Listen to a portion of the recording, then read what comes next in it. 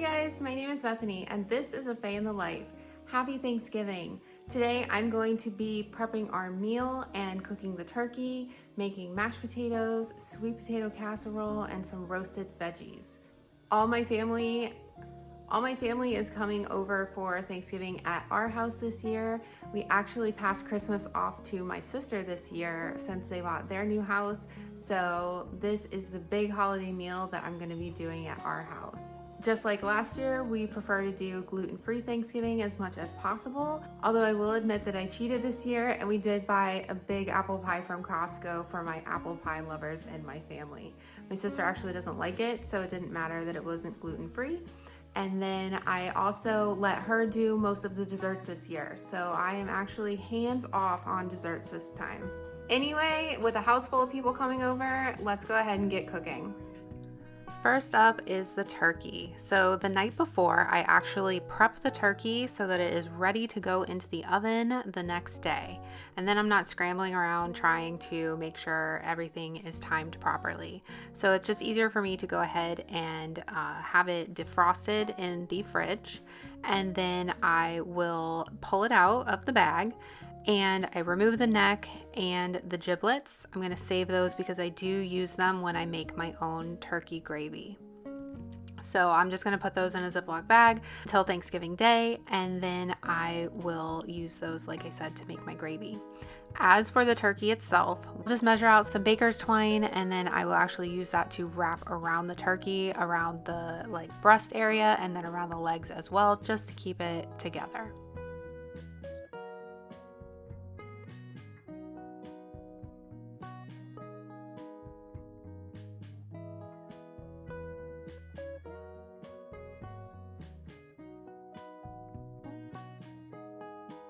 I like to put celery, onions, and carrots inside of the turkey while it cooks because since I make my own gravy, I use the juices that come out in order to make that gravy, and it just gives that a little bit extra flavor.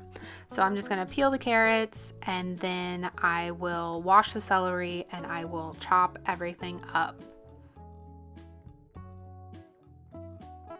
So I will just stuff the inside of the turkey with the onions, carrots, and celery. And then that way it just gives it a little extra flavor.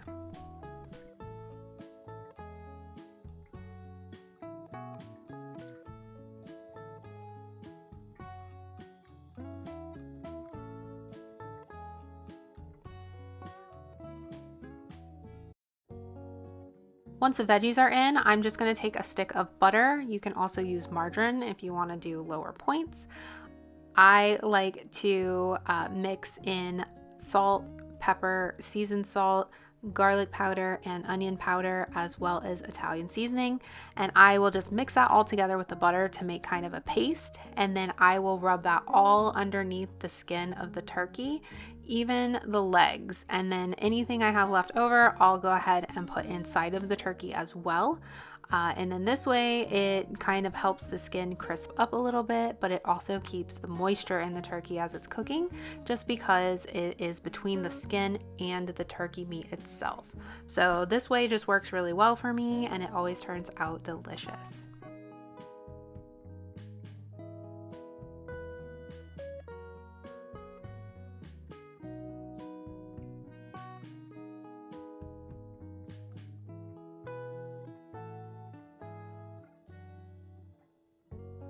So once I have the mixture all over and inside the turkey, I just take the twine, like I said, and wrap it around the breast area to keep the wings tight to the body.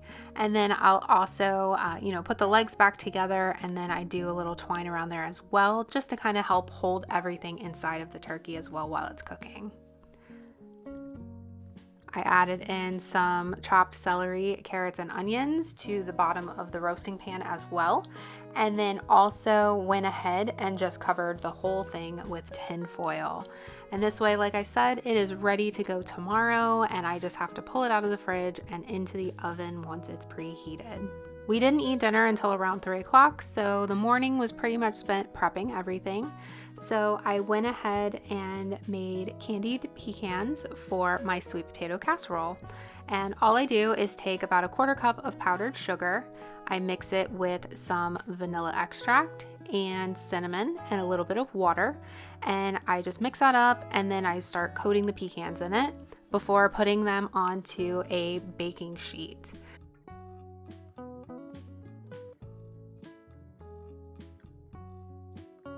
Go ahead and put those in the oven, and I usually start out for about 10 minutes and then just keep an eye on them while I prep the sweet potatoes. So all I do is just wash them with some vegetable wash, and I rinse them really well.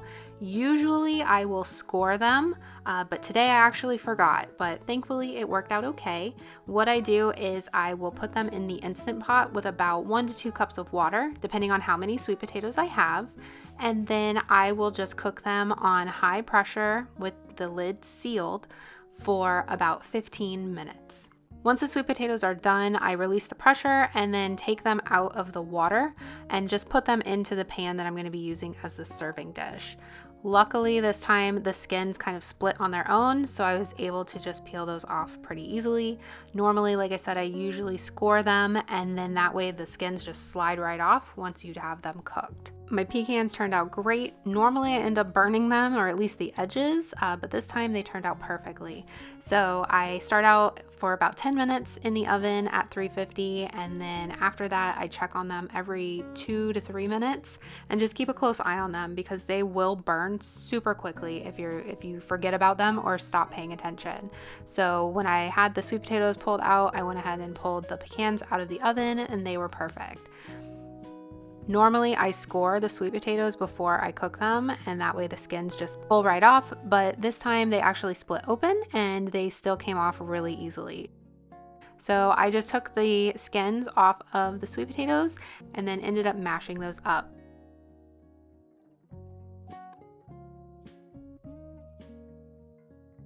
Once those were mashed, I added in about half of the pecans and then added in cinnamon, maple extract before adding in my 1/4 cup of brown sugar substitute. Of course, you can always use regular brown sugar if you're not worried about the points or calories. I had the Truvia brown sugar substitute on hand, and I really like how that works in here, so that's usually what I use to just help keep the sugar a little bit lower. Once that's all mixed together really well, I will just kind of flatten it out, and then I top with the remaining pecans, and then of course mini marshmallows. You can also omit these if you don't like them, or you can add more if you really like them. So my family is kind of right in the middle. We like a good amount but not too much, so I ended up using about half of the bag, maybe a little bit more.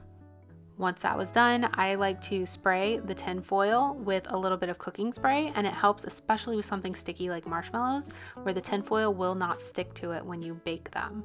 So I'm just going to cover these with tin foil so they are ready to go for later, and then I will just kind of reheat them in the oven and then remove the tin foil in order to get those marshmallows nice and toasty and melty and a little bit browned.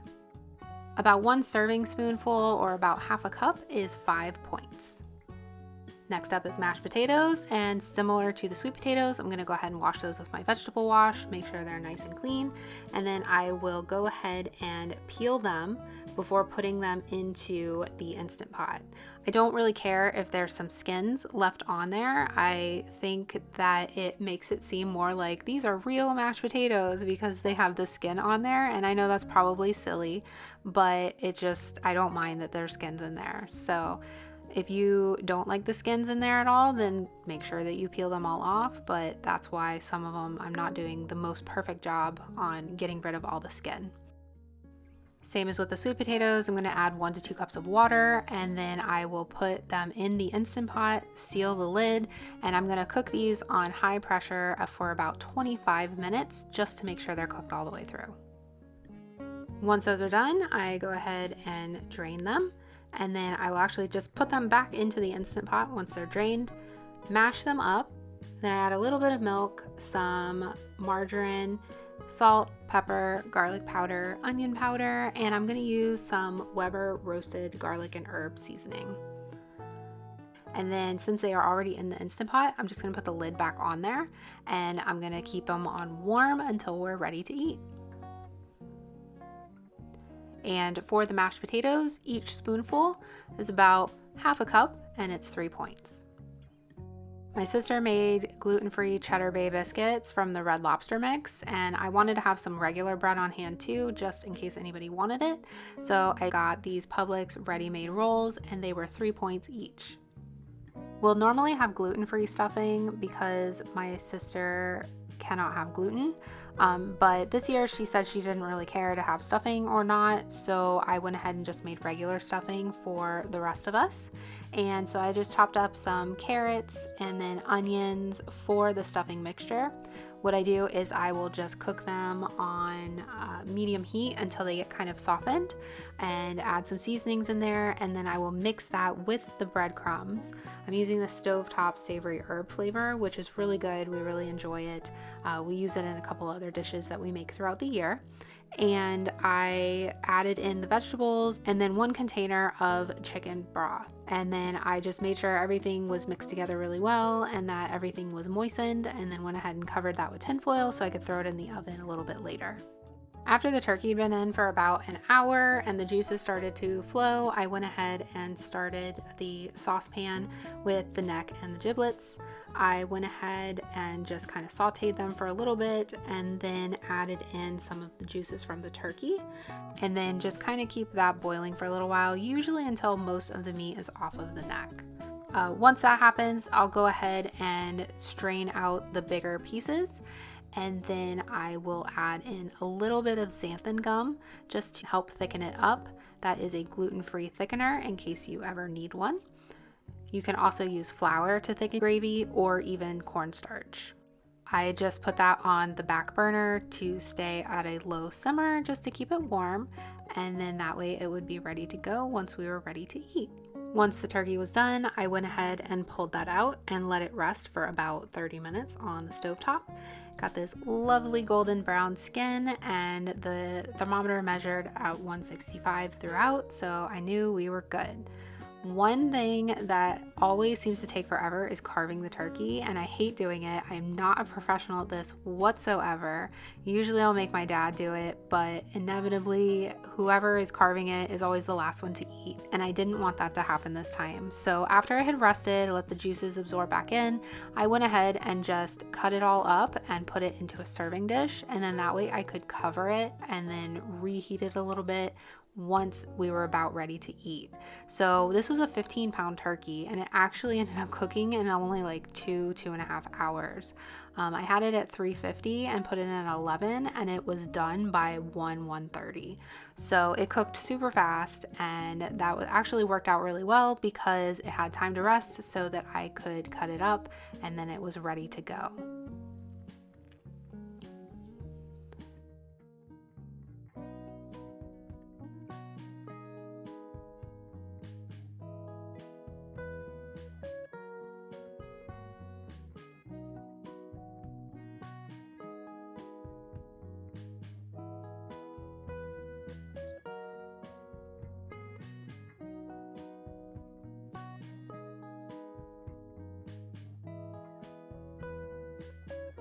And then last but not least, we did roasted veggies this year.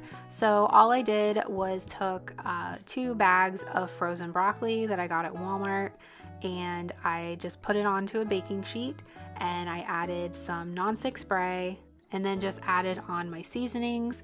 And I also used the Weber roasted garlic and herb, which I always use on our vegetables when I cook. So I ended up having 4 pounds of broccoli, which was more than enough for everyone. And I actually make veggies like this all the time. I get a lot of people that ask me, well, don't they get mushy because it's frozen and you're cooking it from frozen? And I have never had an issue with it being mushy. So I will just put it on there, add my seasonings, and then I cover it with tinfoil and then bake it in the oven. So I did these at 350 for about 30 to 40 minutes, and then they turned out perfect. I had everything covered and cooked at 350 for about 30 minutes. And then I uncovered the stuffing, the sweet potatoes, and the broccoli, and threw in the rolls. I put everything under the broiler at 500. My sweet potatoes crisped up beautifully on top. The veggies finished roasting, and then the stuffing was ready to go. I had also put the turkey back in just to rewarm in that serving dish, and that way everything was nice and warm and toasty and ready to eat all at the same time. So there's the sweet potatoes, our turkey, stuffing, and rolls. My mother-in-law made like a little spread over here with some appetizers, and then we had our veggies, gravy, and mashed potatoes. So I had turkey for 0 points, stuffing for 5 points, broccoli for 0 points, a roll for 3 points, mashed potatoes for 3 points, and sweet potato casserole for 5 points, plus a little bit of gravy for 0 points. I cheated this year on dessert since my sister made most of them. I did pick up an apple pie at Costco, but I did not eat that. My sister made gluten-free cookies for everyone, as well as these cupcakes and some cheesecake and a pumpkin pie. So I did have a tiny slice of pumpkin pie and a tiny slice of cheesecake. I counted those as 10 points total, and then I had 2 of the 3 cookies that I picked out. Those I counted as 7 points for 2. So that was our Thanksgiving meal. I hope that you enjoyed this video and seeing what our Thanksgiving looked like. As always, thank you for hanging out today. Thank you for subscribing to my channel. If you haven't already, please do. I truly do appreciate it, and I'm thankful for each and every one of you watching. I hope that you enjoyed your Thanksgiving, and as always, thanks for hanging out with me today. I hope to see you guys again soon. Bye.